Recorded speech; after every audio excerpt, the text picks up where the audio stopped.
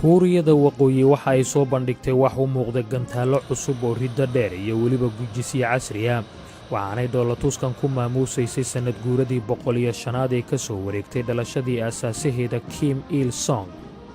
gantaalada ku rakiban kolonyadan baaxadda weyn ee lasoo bandhigay ayaa u muuqday inay ahaayeen mowduuca asaasiga ah ee bandhigan waxaana hogaamiyaha kuuriyada waqooyi Kim Jong Un oo ah tafiirta aasaasaha dalkaasi uu waqti badan salaan u saaray hogaamiyaha ciidanka istaraatiijiga oo ah laan ka mida xoogagga Pyongyang kaasoo kormeerayay farsamaynta hubkan cusub.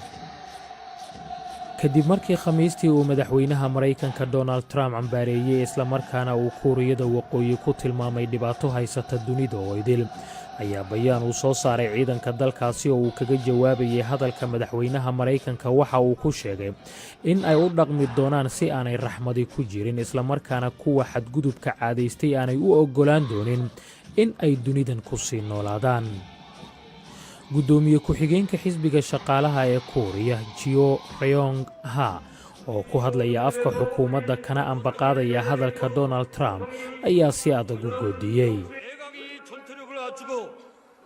사회주의 성세 세계 평화 수호의 전초선을 억적같이 지키고 있으며 주체적 국방공업은 haddii madaxweynaha Maraykanku uu isku dayo inuu dandaansi aan loo meeldayan nagula kaco dowladdeenna kacaanku si degdeg badan ayay duqayn waxlaysa ugu jawaabi doontaa.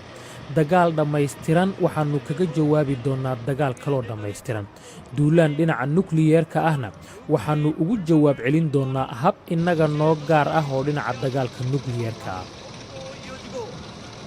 동방의 핵강국 아시아의 로켓 맹주국의 형포성으로 메아리치고 있습니다.